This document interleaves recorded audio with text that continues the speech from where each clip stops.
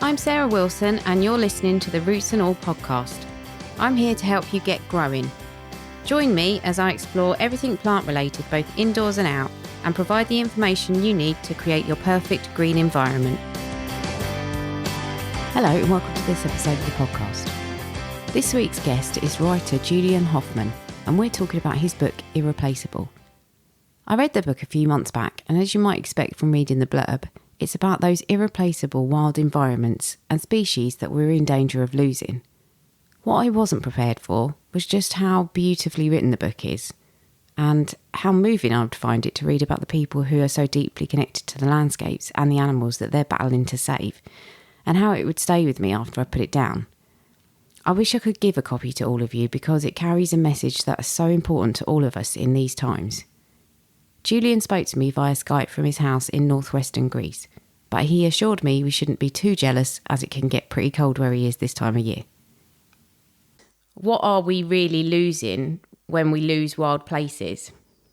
Well, I think we lose so much with the loss of any wild place, to be honest with you. And I suppose for a start, there's the place itself with all of its compound histories and its ecologies and its intricacies. And then I guess depending on where in the world you actually live, you lose all of the wildlife that's associated with that place, whether that be water voles or redwoods or kingfishers or bluebells or lynx. And you also lose the wild itself, that extraordinarily vibratory process, that kind of surge towards life and complexity. You then lose wonder and beauty and meaning. And ultimately, of course, you lose possibility itself, all that potential for human attachments and contact and connections with a wild place in your own surroundings and all of the various meanings that then resonate out from that. I suppose you lose kind of integral facet of your life.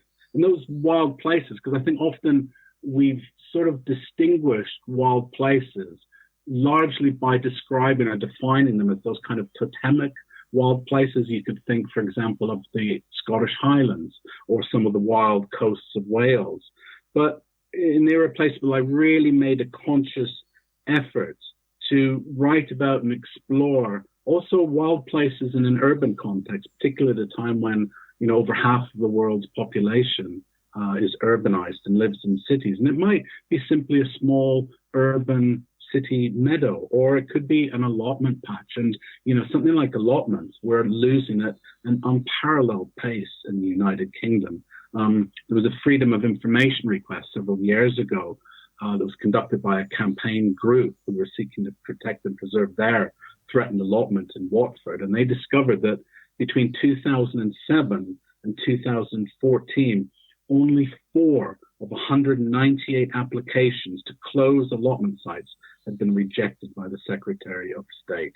And all of those other 194 had been destroyed. So this loss of wild places, whatever the context might be, it's kind of that loss just ripples outwards through our lives in an exponential manner.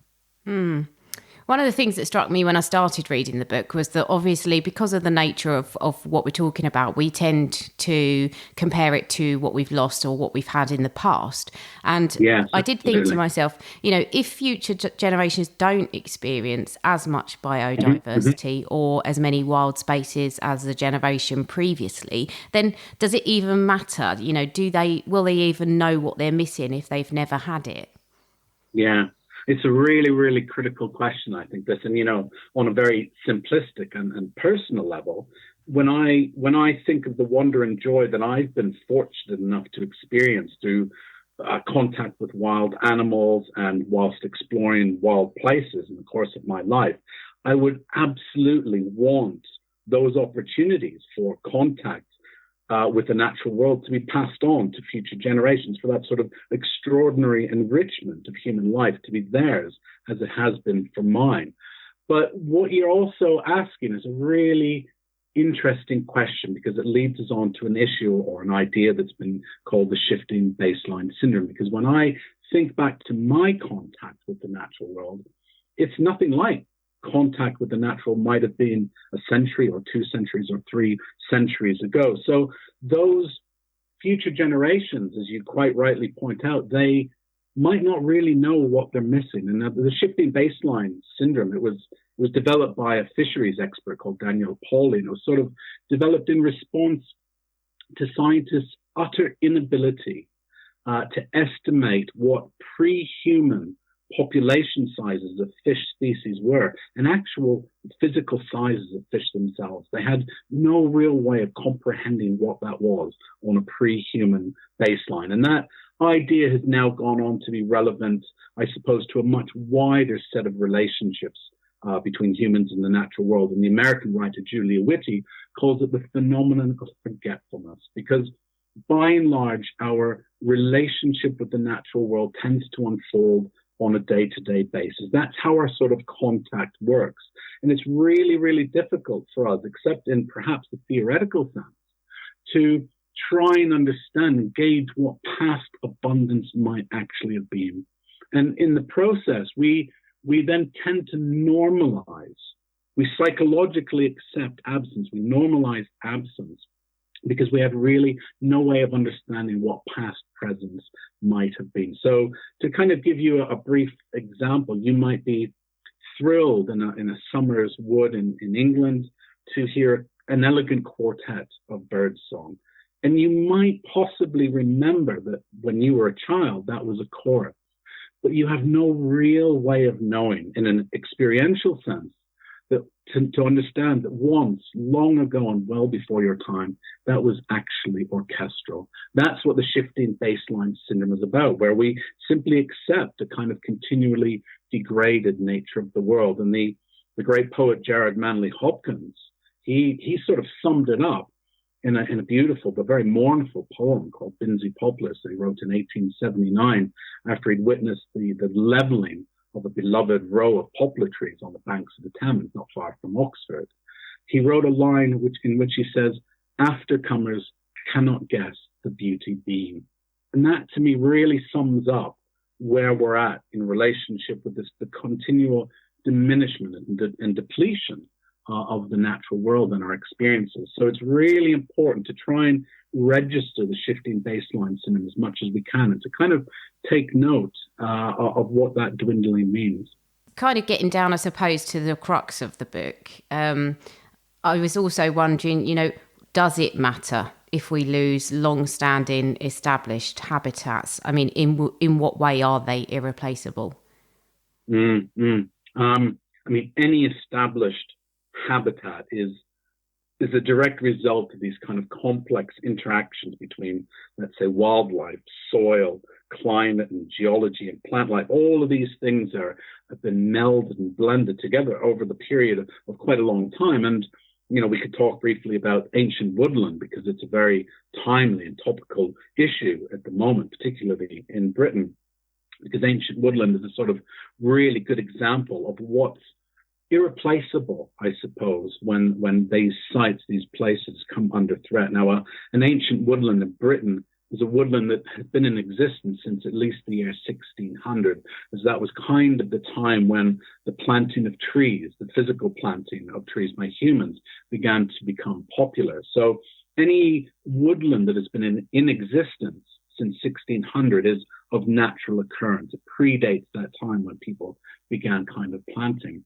And those connections and interactions I just mentioned, they manifest themselves even more greatly with ancient woodland, because ancient woodland was critically reliant upon human livelihood and human interactions with the forest at a time when people and communities utilized woods as working woods. They were utilized to create hogshead barrels out of wood and for coppicing and for charcoal making, all of these different woodland crafts. So working woods, which most of Britain's, or a large proportion of Britain's contemporary ancient woodlands had once been, they are the result of a process that we simply can't repeat. Every last one is unique.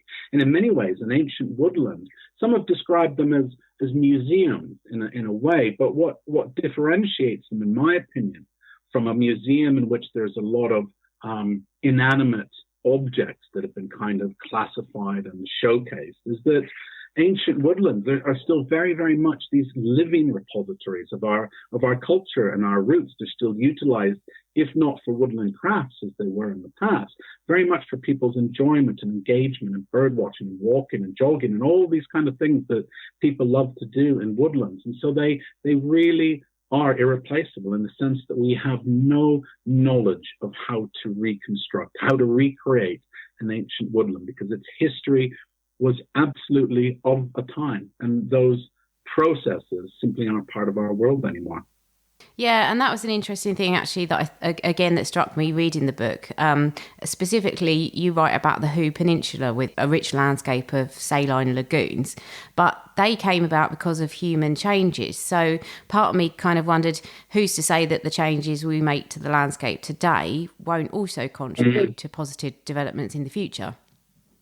Yes, yeah. And, I live in northern Greece these days, and I have done for quite a while. And, I sort of witness on a yearly, seasonal basis how human influence on the land doesn't necessarily have to be negative. And so the valley behind the house where I'm speaking to you from right now, in a couple of months or 6 weeks probably, the nightingales will return, and they return in large numbers. And one of the reasons they return in large numbers is because there are still people here who utilize the valley for the non-intensive grazing of sheep and goats and a handful of cows. And what that grazing does is it creates these little open pockets amidst willow and hazel hedges and cornelian cherry, all that lines the riverbanks, and scrub and blackthorn here and there. So you've got these little open patches and meadows and glades amid scrub, and it creates this absolutely fantastic sort of mosaic habitat, which is absolutely ideal for nightingales, and it's absolutely ideal for a profusion of butterflies and a number of other species. So the human influence on the land, on our landscapes, doesn't necessarily have to be negative, but we've reached a stage in human evolution where our capacity for transforming a landscape is simply unparalleled. And you mentioned the Hoo Peninsula, and those saline lagoons were the result of 19th century clay digging, so a relatively small scale industry.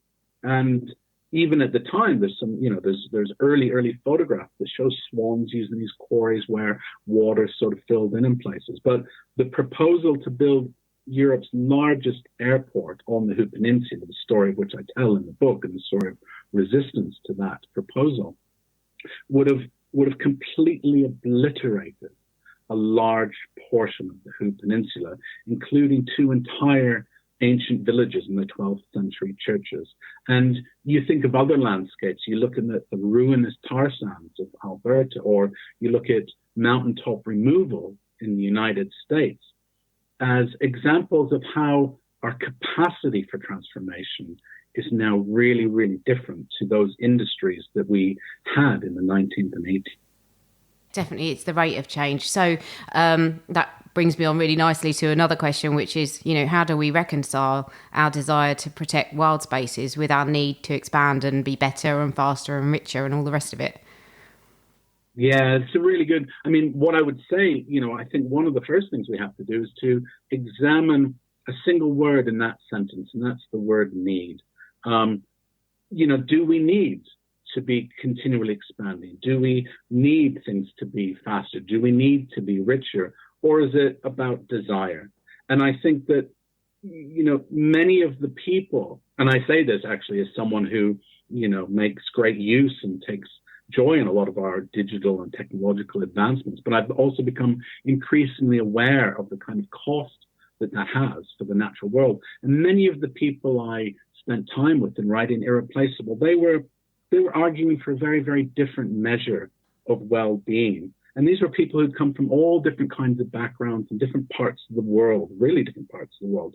But they were arguing for a measure of well-being that was very different to that of economic growth and GDP, which for far too long have been our kind of sole understanding of what prosperity means, at the exclusion of sort of mental well-being, emotional well-being, spiritual well-being, and the well-being of the wider world. So I think we have to begin looking at things in a much more holistic manner and recognizing that our place on this shared planet is absolutely bound up with a healthy and functioning set of ecosystems that inevitably keep us alive and well also. And thinking about a desire to want to get somewhere quicker, and also the fact that you touched on ancient woodlands. Obviously, HS2 has got the go-ahead in the UK, and that does pose a threat to ancient woodlands. But one of the counter-arguments to the disruption that it will cause is that they will be engaging in biodiversity offsetting. So isn't it better to replace an old wood with a new wood, say, that's double the size? I think that the writer George Monbiot probably summed up that issue. He summed it up really, really well, because he wrote in an article of his that accept the principle of biodiversity offsetting and you accept the idea that place means nothing, that nowhere is to be valued in its own right anymore, and that everything is exchangeable for everything else. And for a start, those ancient woodlands we were talking about, not only, as we briefly mentioned, they're the result of these hundreds and hundreds of, intricate interactions between people and livelihood and community and wildlife. But they exist as an ecosystem that a new wood simply can't furnish the same opportunities with. So to replace them with saplings, for example, the stag beetle and 650 other beetle species in the UK alone are absolutely dependent on ancient woodland and or old trees in some point of their life cycle. And so if you think of replacing an ancient woodland, that largely intact sort of soil structure that has been in existence for several centuries with a group of newly planted saplings, there's no real comparison, because for all those beetle species, those saplings are of no use. For woodpeckers and nuthatches, those saplings are of no use. For wildflowers like bluebells that have long had a close association with ancient woodland, those saplings are of no use. Now, maybe in, let's say, 400 years, because that's the kind of time limit we've given for ancient woodland, those saplings might accrue enough meaning to be considered to be ancient woodland. But by simply doubling the number of trees and losing the old ones in the process, we're basically replacing something of value with something of much less value. Obviously, it would be hugely detrimental to the species, the non-human species that live in ancient woodland, for example. But I think your book is so powerful because of the people who are in it, and they were also passionate about their local environments, and they obviously had a really strong connection to the place. But I got the impression that even those who you spoke to who weren't particularly connected to the place, nobody seemed anti-nature. So my question is, from that, why can't we fight councils or policymakers or governments who do seem hell-bent on developing at any cost? Yeah, it's a really good question. It's one of the biggest surprises. I spent about six and a half years traveling extensively and speaking to a large number of people and interviewing them in many different parts of the world. Was beginning to understand just how many people have a really deep connection with the natural world on some level. For some people, it was really, really active about being out and understanding species and, making sure that they were minimizing their carbon footprint wherever possible. But for others, it might have simply been about taking a stroll through a wood because it made them feel better, or for longing for kind of clean water and clean air for the children to grow up in. But they all stemmed from this same kind of idea, really, that they were really in favor of preserving the natural world. And I think that the reason that it's often so difficult, and as you mentioned, fighting councils and policymakers and governments and developers, is because at its most basic level, our economic system and its supporting political framework is heavily invested in the ruination of the living world. There is an awful lot of money to be made when you're in the business of building motorways and airports and luxury flats, or in the extractive mining industries. And capitalism has become the kind of tool through which a minority of people have kind of accrued not only vast sums of money, but also incredible power, and by and large dictate the projects that are unrolled across countries like Britain today. And so I think that it's about upsetting these relationships of power and making it clear to those whose voices typically are heard, the politicians, the big corporations, the banks, that these places, the natural world, is of enormous importance to us as individuals, as communities, and to make it clear that this matters, that this is a really, really important issue.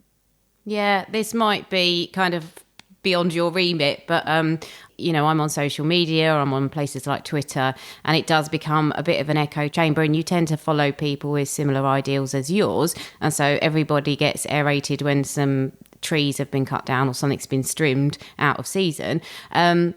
But what actually can individuals do to make a difference? Because I'm not sure just kind of jumping up and down and getting upset on social media is really cutting it.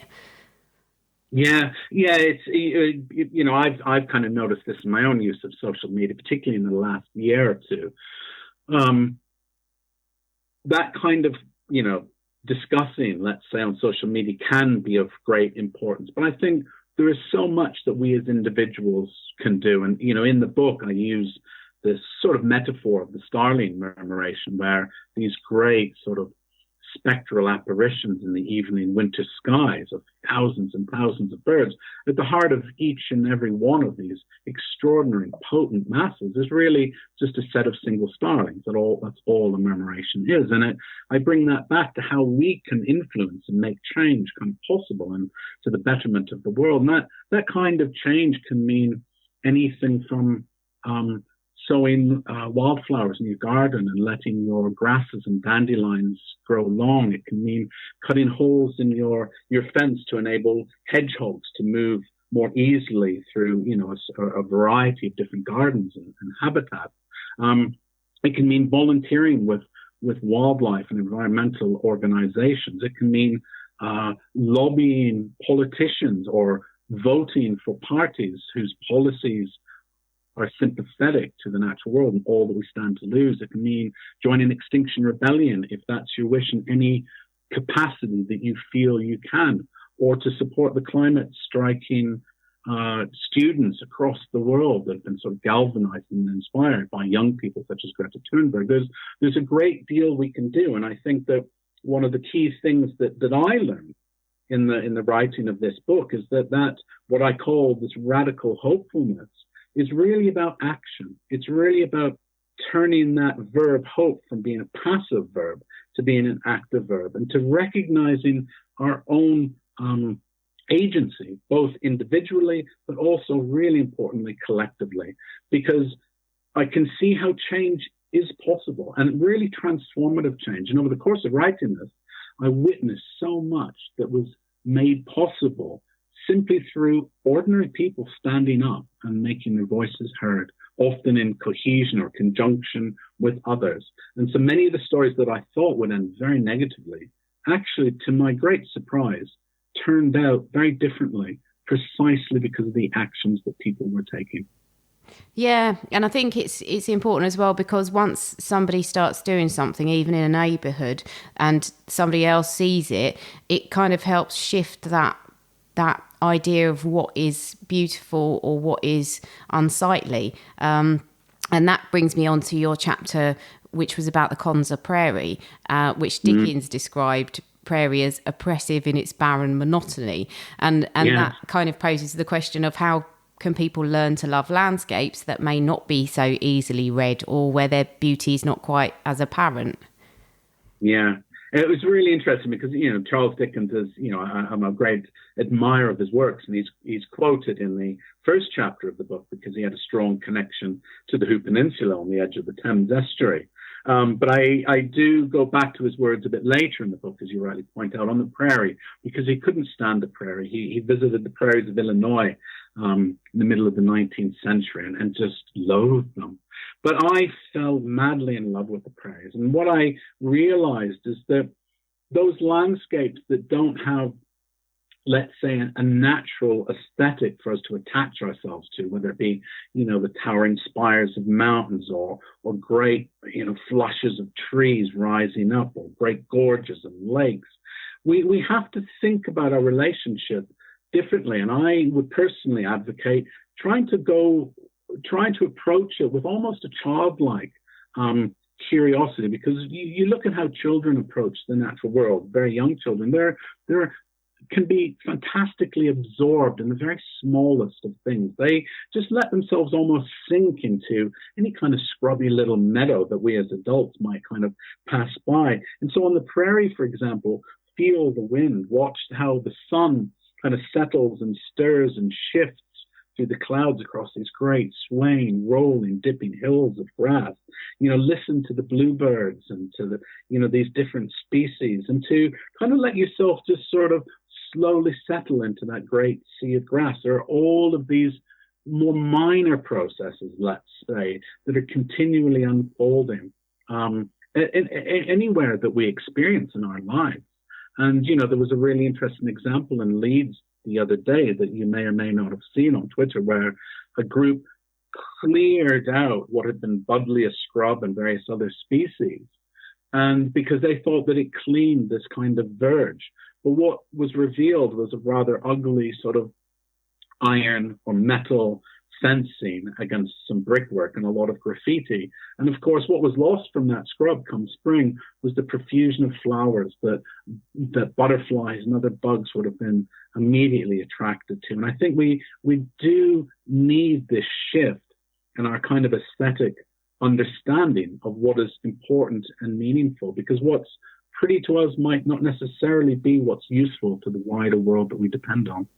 Yes, I did see that, and actually that's what I had in mind when I asked the question about how do we shift people's views of what is unsightly, because actually a surprising amount of people came forward and said, that was lovely. That was, and although it might have just looked like a patch of scrub, a lot of people defended it. So that I found quite heartening, really. It was. Yeah. It was. You're absolutely right. And I suppose the other question I was going to ask, your book is called Irreplaceable, and when I read it, I did panic because there's such a lot at stake and there's so many things we can lose. But you also touch on the idea of not just preservation, but restoration. And a lot of people who I speak to who come out against, kind of maybe things like the native plant movement or trying to keep habitats as they are, will accuse me or will accuse the kind of idea of that of being just an exercise in nostalgia. But I thought it was really interesting when you spoke about restoration, because I wondered how meaningful it actually can be to re-establish something that has been wiped out from a site and that can only be restored with human intervention. And I was thinking specifically about your chapter on Medewin. You're right. Preservation and restoration are two very different things. But I think particularly in the midst of a climate and biodiversity crisis, we need to be not only preserving what we already have, not only retaining what remains with us, but also expanding outwards from those places and to be looking to restoring some functional processes in the ecosystem. So restoration can never truly replace what was lost. For the very simple reason that the kind of essence and meanings of the places are bound up with its histories and all of those processes that brought it into being in the first place. But I see restoration as an extraordinarily powerful and potent method of healing effectively damaged land. It's about sort of making good on old debts. And Medewin Prairie in Illinois was a really inspiring example that I was fortunate enough to spend some time on. And even the name itself, which was chosen because the name effectively refers to the sort of great medicine society of the Anishinaabe peoples who once inhabited this area. So it was about the healing people, because this was really about healing the land itself. Because even though Illinois has a colloquial name, which is the Prairie State, there is 0.01% of prairie now remain in Illinois. The rest is gone. The rest has been gone since the middle of the 19th century, when it was plowed under by settlers to create fields for farming. But what was really fascinating about Medewan Prairie is it had a very different history from that of its surrounding fields for farming, because it had been an enormous arsenal for the U.S. Army, where armaments for the Second World War, for the Korean War, for the Vietnam War were all produced, and thousands of workers trolled away missiles and armaments and guns and, bullets. And what was left in its wake was contaminated ground, was ruined ground.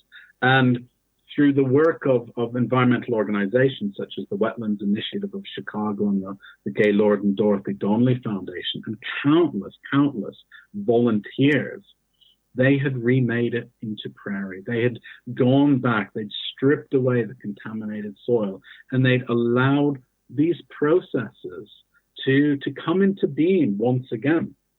And you go there today, and work is still ongoing, but meadowlarks sing from these great stands of big blue stem. And, the bison, which was exterminated from Illinois in the 19th century, now roams the prairie once more.